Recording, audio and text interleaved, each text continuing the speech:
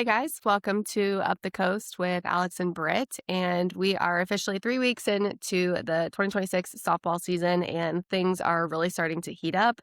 Britt, what do you think about where we are? I don't know. No, we've got some kind of idea, but after 3 weeks, I think even nationally, outside the top four, it's kind of anybody's game. And it's a lot of fun because it's the old cliche anybody can beat anybody on any given day. It's really kind of happening this year. Yeah. I mean, Tennessee is for sure the best team in the country right now, but everybody else, it's a battle and it's really fun. And it goes back to parity that we saw really take shape a few years ago. And we're in week 3, and I still don't think we have a firm grasp on like people separating themselves from the rest of the pack. Yeah, I definitely agree with that. I feel like there's things that teams are doing well one week, and then next week they kind of are struggling on that same concept or skill. And then that's across the board, though. But yeah, I mean, Tennessee is one of the best in the country right now in all facets of their game. And obviously, they're led by a really strong pitching staff. But yeah, the rest is still to be determined. So it'll be interesting the next couple of weeks. The big thing after this weekend, though, was Mary Nutter. Yep. It's been around for a long time, long enough for me to have played in it. You played in it too, right? Yes, I did. How was your experience as a player at Mary Nutter? I know that it was always one of the tournaments that I most looked forward to just because that was kind of the event at the time that had all the best teams. And, all of us East Coast teams were traveling over there. The West Coast teams were there. And it was that great, like, pre-conference time to just, like, beat each other up a little bit. It was always a little chippy as well. Yes. Obviously now, though, with the Clearwater tournament in play, you have kind of it split. Sometimes your East Coast teams are going out to Mary Nutter to play. Sometimes they're not. Depends. But Clearwater is almost like that additional now that really closely mimics, in my opinion, Mary Nutter. Yeah, I think the one thing that Clearwater has, being backed by ESPN, being able to Yep. have the games on the app and on TV really sets them apart. I didn't enjoy having to pay $40 this week for my 1 week of Flow Sports, but I appreciate being able to watch it. But I Yeah. feel like they should have a discount for like a week. Anyway, Agree. no, I've been You're better than me, though. I didn't even pay for the subscription. I was like a Twitter or X troll this weekend, just like looking yeah. at everything. Yeah, I probably should have done that to protect my wallet. But I remember as a player though that it was a lot of fun just being around those teams and then like having the time with your team outside of there. I remember one time we had like an early morning game and had the rest of the day off, and me and my shortstop went and got a couples massage at the hotel and things like that. So it was a lot of fun. And I've been able to go probably 3 or 4 times as a fan now. And the environment on that side of the thing is a lot of fun. I mean, just a lot of people, diehard softball people that know the game, know what's going on, and a bunch of kids that get to come out and see their favorite players, which is awesome. The food's awesome. The Yeah. bar in the middle of all the fields, if you can get a seat there and grab a drink, watch the games from there. The one thing I didn't like was the parking issue. I think the last time I was there, Lincoln was like 6 weeks old. So having to park a mile away with a 6-week-old wasn't fun. But no, it was Yeah. great. And there was a lot of good games. We had a couple ACC teams out there that we'll dive into. But yeah, nice job again, Mary Nutter. Yeah. I do think like field quality though there is kind of similar to Clearwater and what they've experienced or what people have said, is the experience there. It is very jam-packed. Sometimes field quality is iffy. The time change, I remember that was like obviously that's unavoidable, but that was tough because I remember one time we played like an 8 or 9 p.m. game and I was like, I am tired, right? And that's what these teams now go through all the time with the conference games, even and the time change there. But yeah, I do agree. The micheladas at Mary Nutter, as a fan, obviously not as a player, but they were elite. I'm sure. I am sure about that one. So yeah, but they were elite. So I don't think you have a bad michelada, but you can have levels of elite. All right. yes, Well, never let's met a get into michelada it. I didn't like. Let's dive into Stanford first. Talk about Yeah, the kind of a disaster over there, not just, I wouldn't say on the field disaster, but that tournament as a whole had so much hype around it. And they still didn't have the permitting issues figured out. So they had to go the first 2 days play at West Valley or something like that. The game against Arizona had to get rescheduled because that field didn't have lights. And then the Texas Santa Clara game was at Santa Clara, but closed to the public. I don't know why. Maybe it's a staffing issue, but I did see a report from the SF Gate that the issue with the permitting has to do with the lighting. I guess they don't have the panels in the right spot or whatnot, so they had to move their games up, which I look back now and understand why they had to move the games up when they got back into the stadium. It's because they weren't allowed to use their lights. So Yeah. that was such a big tournament that I had to deal with that. Yeah, definitely. I mean, some good teams there. Obviously, Arizona was there, Texas was there, trying to get some good competition in, but those like adversity factors really suck. And unfortunately, like out of a lot of people's control, at least on the softball side, right? So just kind of rolling with the punches, really trying to figure that stuff out. They've had so much investment into the stadium for them not to be able to get games there, have fans on site. Like it's a big factor just in overall team funding and success. But they did walk away with a couple of wins on the weekend. They did lose a few games as well, which maybe we feel like they shouldn't have on paper. Like you shouldn't be losing to Boise State, but hey, it happens right now. But really needing to tighten a few things up. So Yeah, I think I'm still all in on Stanford. yeah. Okay. I think right now, I think they're, in my opinion, the top team in the ACC. And we'll get into why not Florida State and other teams like that later on. I looked, losing to Boise State, losing to Arizona, winning those two games would really make some believers across the country. But both those games, pitchers had no hitters going into the sixth inning. They lost to Arizona, and Arizona only had one hit. It was a 4-1 game and one hit. And I looked at, they gave up the 3-run home run to Arizona, 1-2 count. They gave up a 3-run home run to Boise State, 2 count. So to me, those are mistakes, and that's one mistake they made. And I feel like you can't beat yourself up when you lose to a team that had one hit. I feel like those are a lot of things that are controllables, not a talent or skill type of thing that, hey, they're just better than us. No, I think they beat themselves in that. And then even in the Texas game, I was surprised to see Kraus, the freshman, getting the start there. She had a rocky first inning. And then Zoe Prostriko, I keep calling her Prostriko because she throws strikes. But Zoe Prostriko came in relief in the middle of the second inning, hit by pitch, and then gave up a 3-run home run to Katie Stewart. And that was kind of it.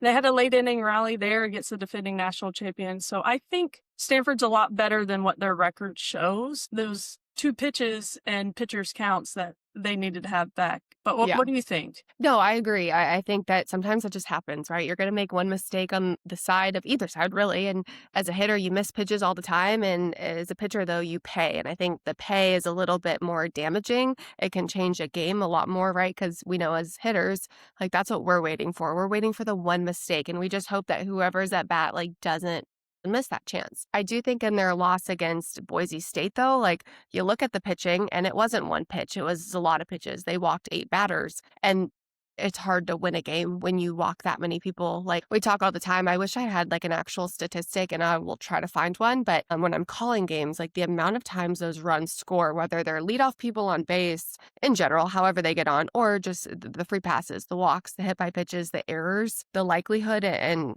statistic behind those runs ultimately coming around are pretty astronomical. So tough break. Even with the 8 walks, though, Alyssa Houston had 11 strikeouts through 6 innings. So Right. I Like mean, it's crazy. they have the ability to be really good, and the offense I felt like was kind of lacking this weekend too. But in their game against Arizona, they had left 8 people on base. In the Boise State game, they left 10 people on base. So their opportunities were there. They just couldn't come through this weekend. And I think they're going to get better. And I'm not out on Stanford. I know a lot of people are. Even somebody that lives in my house isn't convinced that Stanford's as good as I say they are. But I'm still in on Stanford. Okay. Deal. What about your Dukies? You've been high on them this year. I've been really high on Duke. I think Duke has been a lot of fun to watch. They had a rough few games in Mary Netter, but they were playing some really hard competition. So they were one of the teams out in California this week. Like Coach Young has not been shy about how difficult she made their schedule, quick turnarounds. Like they've got really no time to kind of sit and work on maybe some of the areas that they could get a little bit better at. But I think pitching is still going to be a big part of the question for Duke. And their hitters are hitting, and some of them are hitting extremely well. But It's the question of pitching. How deep are we in pitching? How good can Cassidy Curd be consistently? Then you start again talking about the free passes, just trying to limit pitch counts, attacking hitters, and not giving up that big pitch over the middle of the plate if we are behind Yeah. and counts. And so I think that's what they've really got to figure out. They run the bases aggressively. They field, their defense is great, and their hitters are elite. And so I think right now the question is the battery. Yeah, I agree with that. I think we came into the season with that same question, and we're still kind of sitting there. So Duke went 2-4 out in Mary Nutter, won games against Hawaii and Elon, dropped games Texas A&M, who they beat earlier, Oklahoma, UCLA, and Oregon. And I just want to bring up the fact that they still haven't played at home yet. I know a lot of northern teams do that, so it's not an excuse, but their travel. They went down to Florida first week, came home, went back to Florida, came home, went out to Mary Nutter in California, and they're playing 5-6 games in a week. And I think a fatigue issue could certainly be there with the showing we kind of saw this weekend. I mean, that's a lot of games. That's a lot of travel. And it's against top competition. 9 of the 16 games they've played have been against ranked opponents. 5 of those 9 were ranked in the top 10. So I think the double headers really expose your pitching staff. I think Yeah. 5 games in a weekend really expose your pitching staff. And it's been hard on them just to compete at a high level against strong competition with that kind of schedule and that kind of travel. Yeah. But yeah, I think once we kind of conference starting with some teams this weekend in the ACC, get more in a rhythm, I think they're going to be battle tested, and it's going to pay off. Yeah, I do think we'd mentioned how good the Duke defense was in general, but you did make a good point about just kind of noting a few errors and costly errors, I think, in a few of their games. I would just pose the question, maybe it's rhetorical. If you have an answer or an opinion, by all means, but could Sure. it have been field quality? I'm sure I think something about it. Could it have been at all regarding field quality at Mary Nutter, like bad hops, things like that? Or were they more avoidable errors by the Duke infield? And, how did it really impact the game? I think field quality definitely has something to do with it. I think the weather in that Texas A&M game, it was rainy. The wind was 30 miles per hour. It had a ball dropped in right field, but it wasn't dropped. It was a lot of chaos. But then Jones had 3 errors against UCLA too. So to me, I think field definitely has to play into it, but I think just that mental wear and tear that you go through playing all these great teams and the travel and I think they might be a little tired right now, honestly. And I know it's just week 3 and you're like, you're crazy, but you really look at what they've been through and who they're playing. I think it's gonna even itself out. I don't think they got any worse from playing this weekend. I think their records wasn't great. Their overall record's 9-7 right now. I'm sure they want that to be better, but I think they're going to be better for it, Yeah. learn from it, and they'll be okay. But that pitching staff, and to me, when I Yeah. watched them throw, right, like they're all kind of similar. Cassidy Curd is obviously the ace. But it's just a lot of curveballs, same side of the plate A to lot of righties, same spins. side Yeah. of the plate to lefties, Yeah. occasional rise ball in on the hands. They just all look kind of the same. Did you see that? Did you feel that way when you saw them in person? Yeah, I do. I think they are missing somebody that kind of, if I remember correctly, Drugmuller was like kind of down and hard, right? Like that heavier ball. Definitely think that either somebody could start incorporating that a little bit more into how they approach hitters, or maybe that's just not what they have on staff right now. Maybe a mixture. So we'll Maybe see. But some yeah, I change do ups. agree. We gotta change speed, especially when you're playing this kind of schedule. Yeah. And then shout out real quick. We mentioned the offense being really good. I like that you put this note in there too about they did score at least 5 runs in Yeah. every game except for the game against OU. And the question again is how good can the hitters be for how long, right? Like having your offense score 5 runs a game is a pretty big ask to be able to keep you within ball games. And yeah, I mean, you just hope that that momentum continues and those really good plans at the plate stick. They can't bear the load for a long time. And we've seen that with other teams too, very consistently. But I like their fight against Oregon. I thought Yeah. Oregon is a game they needed to win that game, and they came back in the 7th inning to tie it up. Went to extras, had runners on the I think second and third or bases loaded. I'm about to walk it off in the 7th and get doubled up at third base on a sharply hit ball. I mean, they showed a lot of fight, though. I mean, they're not just rolling over and saying, hey, we're tired. We've been through this. They're not making any excuses. They're fighting. Their offense looks good. They have the tools there, but I'm sure they're excited to play at home this weekend. Yeah, definitely. Sleep in their own beds, right? Yeah, right. So Virginia Tech had a really good weekend. Yes. We were both fired up about this one. Just the outings they had wins against Utah State and Seton Hall, but then they had some really good big games against Georgia. I know you were excited too, just about some with Georgia because of how well they've done the last couple of weeks. Like they have been pretty dominant. Mhm. They were really great at Clearwater and just trying to figure out like what is it that they're doing well, but also like what's going on with them right now. So let's talk a little bit about what we saw with Virginia Tech. Well, I'll be honest with you. I was out on Virginia Tech. Like, I was not happy with them when they went down to Charlotte and lost to Michigan State, lost to Charlotte. Yeah. Like, I was like, come on. What's going on? Yeah.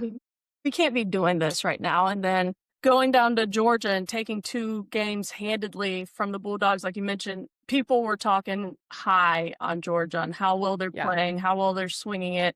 And they just came out and put a whooping on them in 2 games, which was really good to see. And something interesting happened in that first game against Georgia. And I'm going to mention that Addison Fisher did not throw any games. That's a transfer from UCLA who's been their ace. She did not throw against Georgia at all. So that's kind of interesting, but the pitching staff was able to limit the Georgia bats. But the interesting thing that happened in game 1 is in the 5th inning, the score was 9-2, Virginia Tech rolling. But Tony Baldwin, the head coach at Georgia, I don't know if this was a team wake up, everybody's replaceable, but he replaced his entire starting lineup. It started first, 5th inning or 6th inning, replaced the 5th inning infield. Next inning, replaced the entire outfield, replaced the DH, replaced the catcher. I mean, emptied his bench in that game. I think that was kind of a message to his team. You know what? Virginia Tech put him in that situation and took advantage of it. And I really think that Bree Carrico, she's a sophomore, didn't play last year, so maybe she's a redshirt freshman. She went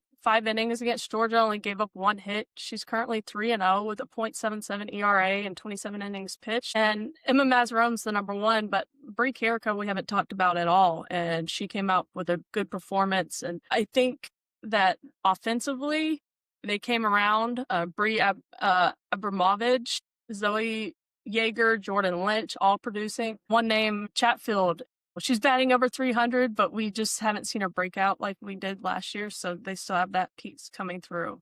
Yeah, and Kylie Aldridge had a really good game too. Just like you said, some really big swings, timely stuff, and maybe from your unusual suspects, like in the best way. That's a sign of good depth, and that is something that Virginia Tech has done well the last couple of years. So I'm excited to see what they continue. I'm excited about their pitchers. Like I think that, the graduation of Emma Limley was big and it had a lot of us questioning like who are they going to be? And, that's the question with any program that has and graduates a really great pitcher of how are they going to step up? Who is going to step up? And I think they've done a good job. Yeah. And seeing Bree Carrico come out there and throw those solid 5 innings was awesome. I mean, you don't have to rely on one arm with this team. And I think going against such a hard-hitting team and a great offensive team and being able to shut them down, even though Addison Fisher didn't pitch for them, they were able to pretty much silence that offense in 2 games. Yeah. So Virginia Tech needed that. I needed that for Virginia Tech. I'm back on board. Okay. Back on the train. Well, staying in the state of Virginia, Virginia is off to a really good start. 12-1 on the year. They were undefeated this weekend. Wins over Maryland, Ohio State, Delaware. They obviously played some of those teams twice, Maryland, Ohio State. But what are you thinking right now about the Cavaliers? I really like them. I really like what they're doing. Yeah. They're very mature team, a lot of seniors, a lot of juniors that are making an impact this year. I go back to that first game where they absolutely got whooped by Arkansas and then came back very next day and beat them. I think that shows a lot about what this team is. And then they took care of business this weekend. First game against Maryland, run ruled them, and then Maryland played them really tight. They were able to pull off a 1-run game. And then Ohio State is a really good team. They were a postseason team last year, and they were able to take care of business with them. And I think they're just a better offensive team this year, too. Macy Eaton, I mean, she's just absolutely killing it right now. And I think the offense really hindered them last year, so they've improved there. But then, I mean, like Courtney Lane in the circle and Eden Bigham and Julia Kuzo, it's really interesting that Courtney Lane has 2 starts. Even Bigham only has 1 start on the season. And to me, it's that kind of Joanna Hardin using a pitching staff really well.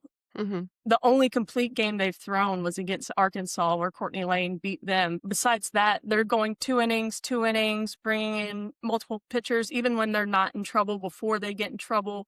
I think Joanna Hardin knows how hard it is to go through a lineup 2 or 3 times, and she's putting her team in a good position. And with the offense they have, I think they've got all the pieces there. Yeah, and definitely trying to sustain, even though you're still only in the first month. You see a lot of these teams and players can be tired because it's very heavy scheduling in the early part of season. Like you mentioned earlier, just before we got on here, like, yeah, they're 5-game weekends and it's tough. Like, it's a lot. And the wear and tear happens early, but then you've got to figure out how to sustain so that you're still playing your best softball come April and May. But you mentioned a better offense than you've seen. I think it's a deeper offense, and it's Yeah. taking the pressure off of people that were really successful last year. You had Jade Hilton, who was the star for this Virginia team, and now other people are stepping up, which helps when you have protection of your really talented players and other people step up. It's pressure. It's more people getting the job done and allowing for that protection so that, yeah, they may not have to pitch to one of the players, but then they're going to have to face, Macy Eaton here, and she's crushing it. And it's just that multi-level like threat of, okay, if it's not this person, it's this person. And it's just such a comforting feeling from a coaching standpoint, knowing that, hey, like I've got a lot of people that can come in and get a job done in a big situation. I think you're exactly right on the depth. That's a great point. I think from a coaching standpoint for sure, but I also think about it as a player or for a Yeah. team. You have your best player. If they don't get the job done, what that kind of does for the rest of the team, like, oh man, Yeah. or that one player, if they don't get out, then they're really down on themselves because they're like, hey, I'm the best opportunity to do this. Now it's like Jade Hilton gets out and she's like, oh, well, So fine, what? I'll Yeah. get them next time. It Yeah. definitely changes that mindset. But yeah, Virginia's rolling. I think I'm really excited to go out there for the ACC tournament. Like, I know Joanna Hardin's excited. I know she's going to put on a first-class event. Yeah. She's going to make sure the flow's going well. She's going to make sure everything is top notch. So that's going to be awesome. And I think it's great because that senior class for Virginia, they're all from Virginia. And I think that's kind of special. So they get to host the ACC tournament there. I thought it was kind of cool. She did an interview that they weren't even supposed to host this year. Clemson was supposed to host this year, and Virginia is supposed to host next year, but they had to switch because of graduation. So this awesome senior class that's been there and really developed and leveled up each season is going to get to host the ACC tournament, which I think is really cool. That's cool. Well, I'm not much of a planner, and you know that, but do I need to have like a coat to be able to be in Virginia in May? I don't think it's going to be like Boston College. Okay. I think you're a little scared from what happened to us last year in Boston. Yeah. But PTSD. you never know. But it's not going to be like it was last year for sure. Good. Last thing on Virginia, she made a really cool point in that interview too, that each year they actually bring in a consultant to help them with their scheduling, whereas last year's goal was to make it to a regional. So they want to make their schedule. So their RPI, strength of schedules, where the selection committee looks at them like, yeah, you deserve a regional. And she said this year their schedule was to host a regional. So they are looking to level up, and they've done it with their scheduling. We saw them with the game against Arkansas, bringing in Ohio State. Like they're doing a good job there. So they want to level up. And we talk about it every year. They make the postseason. They've done something bigger each year. And this year that they want to host a regional, and they're not shy about talking about their goals, which I think is really cool. Yeah, love it. Let's talk about the Tigers. Clemson has been giving Britt and I both heart palpitations with the roller coaster that they're taking us on, but they had a pretty good weekend. A couple of wins against Baylor. They played Coastal Carolina, Lipscomb. They did lose to Charlotte. So what do you think about Clemson and where they're at? I tell you, if we were having this conversation on Thursday after they lost to Charlotte, I was not happy because when I watched that game, they just looked lost. They just made mistakes, not even mistakes that you'll see in the scorebook or the error column. They just didn't know, almost like they didn't know where to go with the ball, who to look to, lack of communication, and then the physical errors that allowed Charlotte to have that big inning. And it was tough to watch a Clemson team that is so well coached, but we had the same conversation last year when they started 3-6. Um, I wasn't ready to abandon ship with Clemson yet, but I was towing the edge. I was getting really close after that loss, and then they came out this weekend and they didn't give up a run to any teams. I think it was really good for them to come out and answer that way. They had 2 shutouts against Baylor, hadn't been shut out since their first game of the season. Abby Dunning and Sierra Manis leading the way, but there is concern with Abby Dunning. She left the game with a lower leg injury, and she Yeah. missed all of last season with the lower leg injury. So I really hope that that is not long issue. I'll actually Yeah. be out there this weekend in Clemson, so I'll get to watch them, hopefully chat with a couple of them and get my eye on them and be able to see. But Lexi Hames, excuse me, kind of showed up as another arm besides Sierra Manis and Abby Dunning. And prior to the weekend, she'd only thrown 3 1/3 innings. She had a complete game shutout, has a sub-1 ERA, 13 Ks in 9 innings. So I think she's going to be an arm that they're going to rely on, especially if there's an Mhm. injury with Dunning. But the only thing with her, I think control may be an issue. She Mhm. throws hard, but she has the 9 walks in 9 innings too. Yeah. But they're going to have to pitch by committee, I think. Yeah. We'll see. The depth, I think, is the most concerning piece right now for Clemson on both sides, really. Like the offense, the pitching staff, we'll see kind of how they respond. Hopefully they get that like sort of lost look away. And we get that back of the confidence out on the field and how they're able to navigate those situations. There is a lot of I could say youth, but like just newness on this team as well, right? Like you graduated a really good class last year, and a lot of the first couple of weeks is still figuring it out. So we'll see how Clemson responds. They've got the coaching, they've got the knowledge, they've got the resources. It's just how do we start implementing it in game and pressure situations? So did like to see Julia Noller getting her swing back. She was a Yes. big contributor last year to the offense, has had a bit of a slower start this year and a couple of, extra base hits, RBIs, things like that, that consistency really coming back. So, Yeah.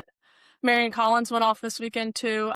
Still waiting for Cintron to kind of show up and yeah. make an impact. And I just had a flashback of watching them play Texas last year in that super regional, and the pure energy they brought. And you mentioned, their graduating class and Maddie Moore. I mean, she was the heartbeat. She Yeah. was that person for them. And I think they need to find who that person is. And it doesn't have to look like it did when Maddie Moore did it, but they have to find some leadership there on the field. And I'm excited to see him play.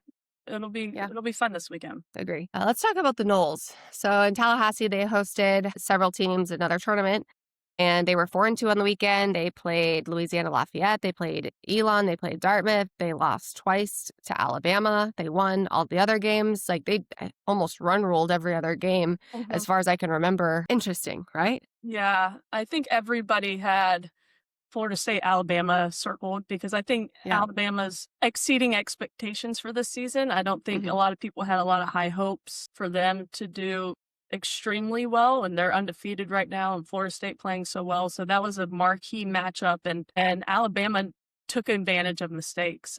Any ball that was left over the plate, they hit it, and they hit it a long way. So props to them for doing that. That's a sign of a really good team. I don't think Florida State played bad by any means. And the score, you look at the score, you're like, well, they got beat by a lot. But I think it was just a couple mistakes they made in the circle. I still think overall that Jazzy looked good. I think Bella, the freshman, looked good. I think offensively, it's going to get harder because they're so young and early in the season. There's no film on these freshmen. The 4 freshmen that are in the lineup, nobody knew who they were, if they had holes in their swings, how to attack them. But the more and more film and tape that is out on this team, I think the harder it's going to be for these young people to have the success they had first 2 weeks of the season. So I'm going to definitely keep my eye on that and see how that impacts this team because they are relying on freshmen a lot in this lineup. And Yeah. we know how hard it is to adjust after you've been in the game in college for 3 or 4 years, but you're a freshman this year and all the technology, people are going to be able to find your weakness. Agree. I do want to see, like, Ashton Danley she's a two-way player at Florida State. Not as, I say dominant. I don't know that she's ever dominant. She was really effective, right? Yeah, Because she's that's a not good word that, like, for it. overpowering pitcher, but she is that pitcher that can come in tight situations, keep balls down below the knees, roll ground balls, defense works behind her. Off to a slower start. People have started to figure out her drop ball and changeup. That's predominantly what she throws. And, she's averaging almost a hit an inning. So she's got 14 innings and 12 hits given up so far. And I think that just trying to get whatever it is, whether it is a little bit tighter rotation, like, better spotting. I'm not exactly sure. I'm not a pitching coach, don't claim to be, but just trying to rein back in whatever it is that has made her so good in the past. Definitely want to see her keep attacking that. And then you look at, though, Bella Dimitrievich and her numbers. And for a freshman, this is really good. She is averaging almost the same 23 innings and 20 hits. So almost a hit an inning, but she's a freshman. She hasn't learned the strike zone yet. She hasn't she has, but, really trying to use it to her advantage and leverage pitches like that in the zone or around the zone against some of these really good hitting teams that she's also played. Like, this has been a tough schedule, and trying to see how she continues to evolve as a pitcher, I think, will be huge because she will be a big contributor to this staff. I definitely see her getting a lot more innings. And so I'm excited to see how she responds to this and continues to evolve. And then I'm also excited to see how she's able to quickly transition pitch to pitch, because that's another thing. If I'm facing All-Americans, I can't throw them sometimes the same pitch back to back often, or I can't throw it, 3 times in an at bat. And the transitions have to be really fast at this level. And I think that's where some of these youngsters in general, it takes time. So I'm excited. I think she's going to be one hell of a pitcher. Yeah. Really good as a freshman and going against the schedule.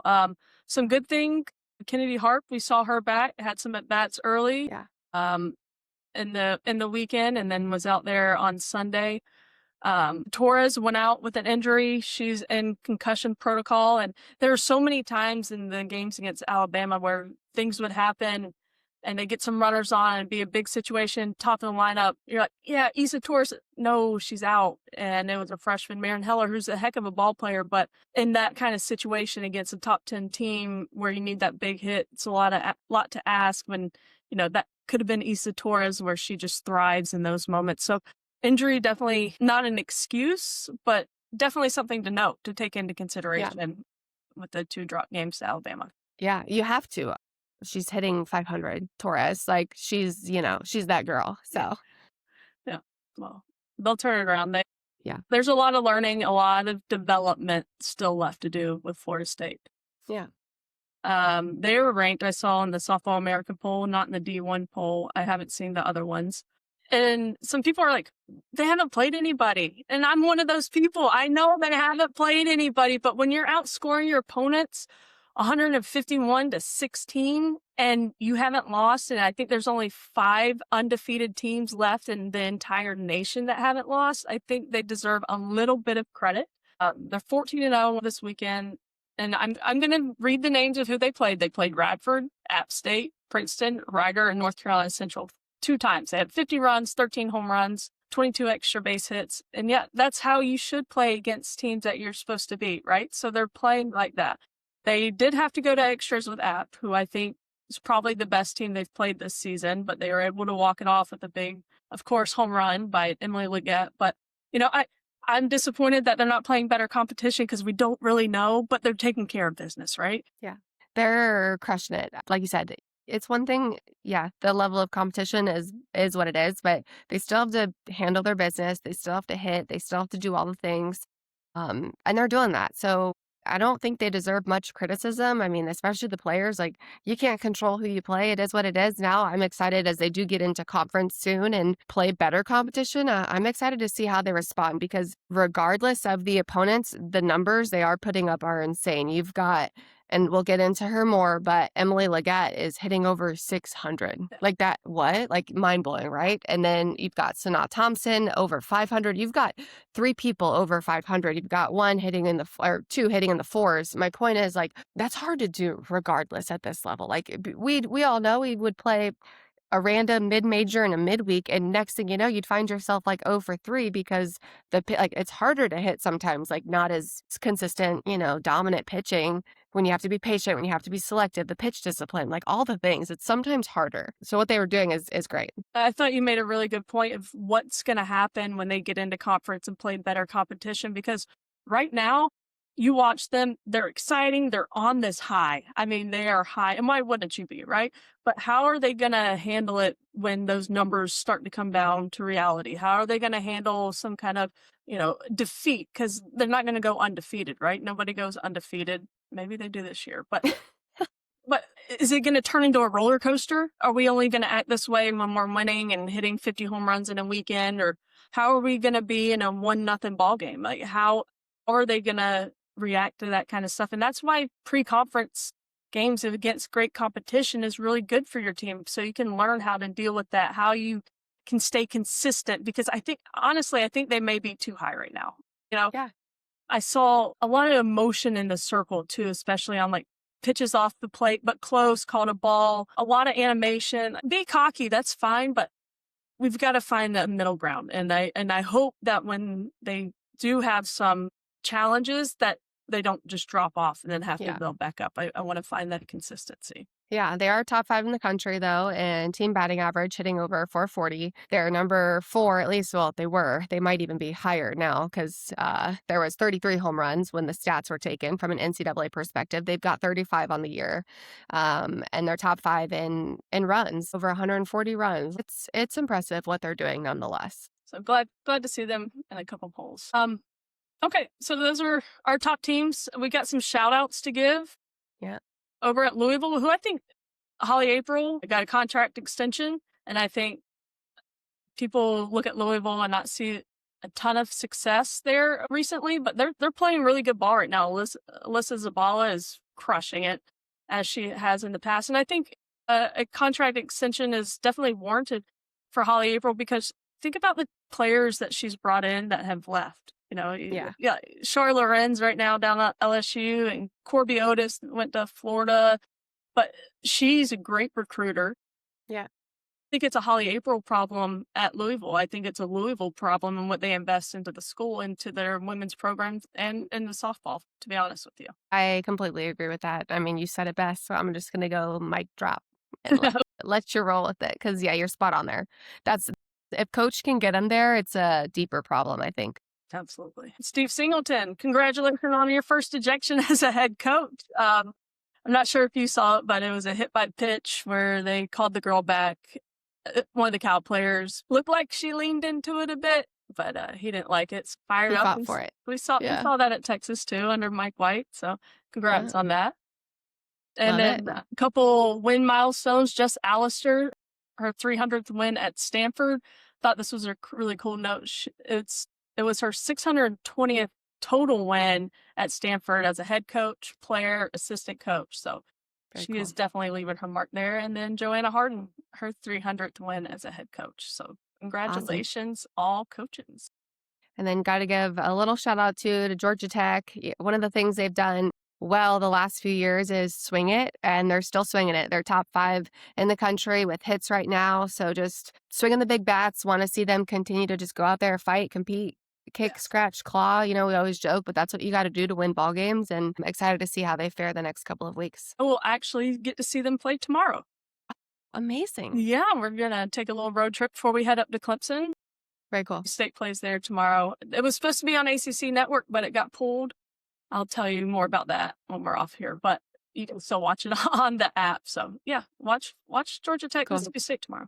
Love it. I'll definitely be watching. So standout performances, a couple on the week. Britt, you want to do yours first? Yeah, I'm going with Emily Leggett from UNC. Just based on a numbers thing, I'm sure you can make arguments for other players that played better competition, had good outings, but she went 11 for 18, hitting 600, 5 home runs, including a walk-off, 14 RBIs, and scored 9 runs. I mean, I think if the team put that together, that would be an outstanding performance, but that was just one player over the course of the weekends. Emily Leggett, transferred from Virginia Tech, now at Tar Heel. Great job. Love it. I'm gonna go with my girl Deanna Jennings at Duke. I feel like I've just been a fan for a while, but definitely this season she is insane to watch, swinging it really well, and she's a lot of fun in the outfield too. Covers so much ground. Jennings was 14 for 22 on the weekend at Mary Nutter and had great competition, and she hit that's over 600. She was 5 for 5 in the game against Oregon. That was the first 5-hit game of her career. Do you ever have a Just 5-hit game? girl, I don't remember. I don't know.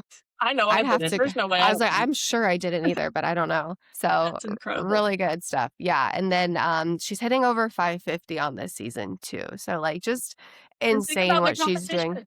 Yeah, yeah, so tough. And she's leading the country now in hits. She just collected her, I think it's her 250th hit that I saw and for her career. Like just so good. That's insane. I'm a big fan. So, Awesome job.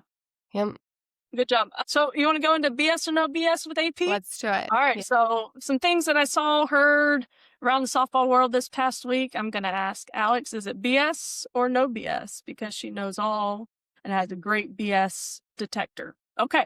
First one, Alex, BS or no BS? 56 games is too many games in a season. I'm gonna say no BS. I think it's a good amount. Like I do think February is hard. You have to stack a lot of games in to get that number with the time frame of season. And I think that prior to even obviously our podcast right now, but we had a brief conversation earlier, and I think the length of the season could be a little longer. You compare it to baseball. Baseball has the longer time to be able to get those same amount of games in.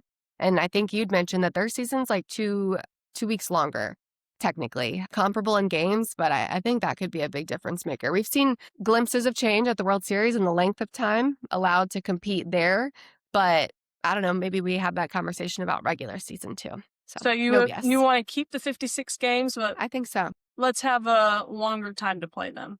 Yep. You know, I think that's a good point. I mean, the more that we can see softball as a fan, right? I want to see all the games, but we've got to take into consideration student athlete recovery and being able to put the best product on the field. If we're going to play 56 games, we need to make sure that these teams are being able to play the best ball.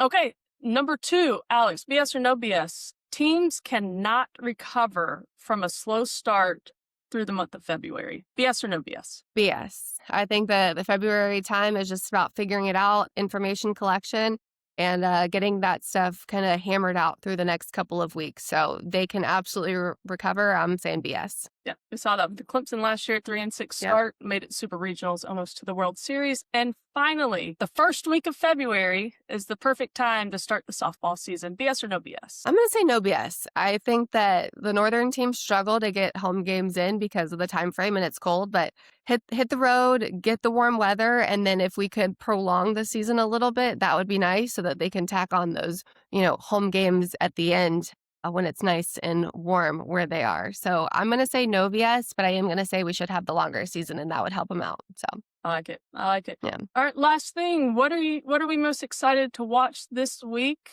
Already mentioned it. Georgia Tech versus Mississippi State tomorrow. Also have the big Clemson Georgia matchup tomorrow. And then Northwestern at Duke Thursday. And then the BU Duke rematch this weekend coming down to the Duke tournament, which will be fun. And we start conference this weekend. 3 conference series, Stanford at Louisville, BC at UNC, Georgia Tech at Notre Dame.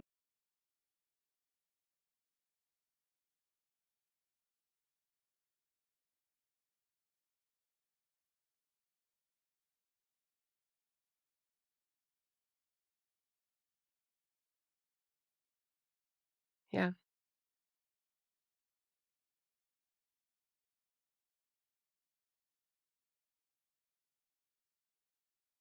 I'm excited for the Virginia Tech Auburn game. I'm excited for all the games. Love watching softball, but I'm also excited to see Georgia Tech at Notre Dame. I got to watch Notre Dame this past weekend.